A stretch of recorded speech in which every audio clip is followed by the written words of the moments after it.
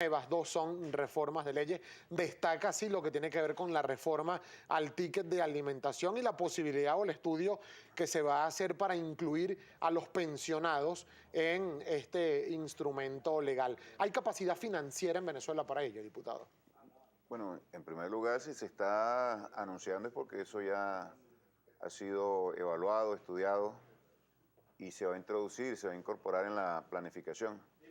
Yo lo que creo que hay que destacar en este caso es que hay un compromiso absoluto por parte del gobierno para reivindicar a los trabajadores. Fíjate que a pesar de las presiones inflacionarias tan importantes que existen y a pesar también del descenso de los precios petroleros y los impactos graves, sin lugar a dudas, que ha ocasionado la guerra económica, el gobierno no ha dejado de responder a esa obligación histórica que es una obligación también política y moral del gobierno, incrementar los salarios para de esa manera tratar de reducir el impacto inflacionario que genera una situación muy delicada para los trabajadores. Bueno, nosotros estamos tratando de amortiguar eso, y no solamente por la vía de los salarios y de otros bonos que están asociados a los salarios, como son los llamados estatiques, sino también a través de políticas que están dirigidas a reforzar la inversión social y, por supuesto, a través de políticas de limitación y regulación de los precios y de la ganancia. De manera que no se trata sencillamente de incrementar los salarios, que en el pasado, cuando se hacía, que era de una manera muy esporádica, se lo tragaba el efecto inflacionario, sino que hay una política de ingresos que no solamente eleva los salarios de los trabajadores, sino genera mayor equidad en la distribución del ingreso, y no solamente de la renta petrolera, sino también poniéndole topes o techos a las ganancias y su incremento en su dinámica. Ahora, diputado, ¿usted cómo evalúa el poder adquisitivo del venezolano? Una inflación que, según algunas estimaciones, podría estar cerrando este año en 70%, quizás un poco más. Hay quienes pronostican que para el año que viene una inflación de 3 dígitos en Venezuela. Al día de hoy, 14 de noviembre, no se conoce la cifra oficial de inflación que debería entregar el Banco Central de Venezuela desde el pasado mes de agosto. Es decir, con todo este panorama, ¿usted cómo evalúa el poder adquisitivo del venezolano común, del venezolano de a pie? Bueno, ha sido amenazado ese ingreso real de los trabajadores por la inflación. La inflación tiene diferentes impactos y consecuencias en lo económico, en lo social, y el impacto más importante y más destructivo es sin lugar a dudas el que genera sobre los ingresos, sobre los salarios de los trabajadores.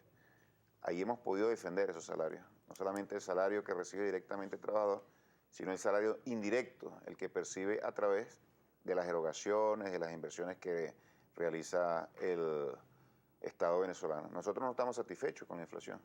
Si la pregunta era esa, no estamos satisfechos.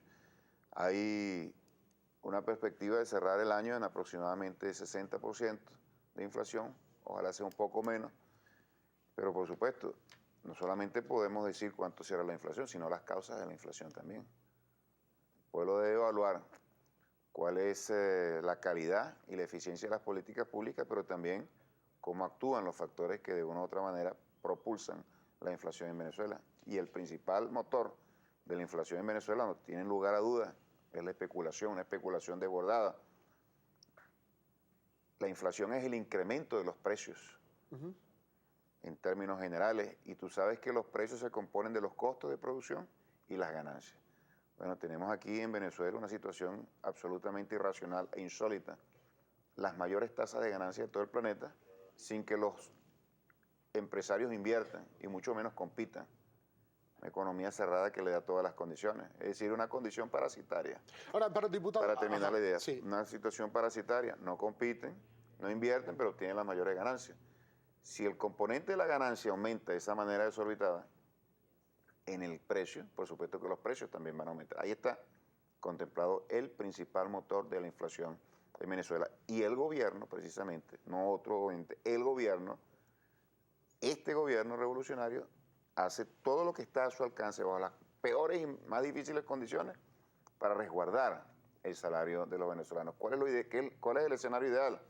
Un incremento salarial con una menor inflación. Ahora, el cambio que hay, y esto no le gusta mucho a algunos políticos de la oposición, que uno compare las políticas de la revolución con las políticas del pasado, que son el referente inmediato de un gobierno de la derecha. Bueno, imagínate, alta inflación sin incremento salarial, ese es el peor de los escenarios.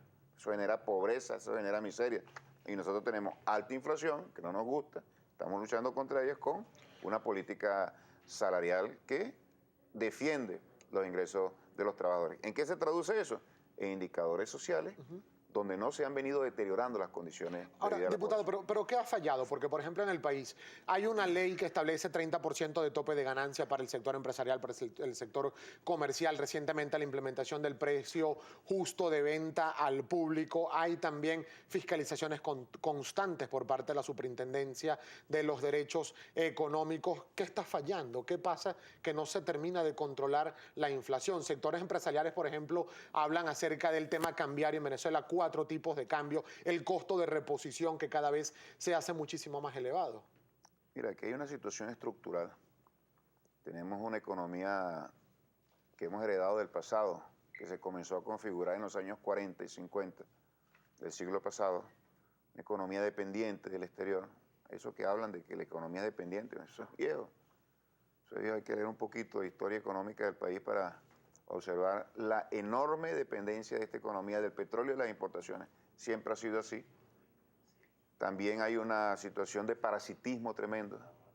Los empresarios que se apoderaron del país y lo saquearon desde todo punto de vista. Y ya te digo, tienen 30 años sin realizar un esfuerzo serio en materia de inversión y hay una situación de atraso secular desde el punto de vista económico, productivo y tecnológico. Por supuesto que eso no lo vas a resolver con controles.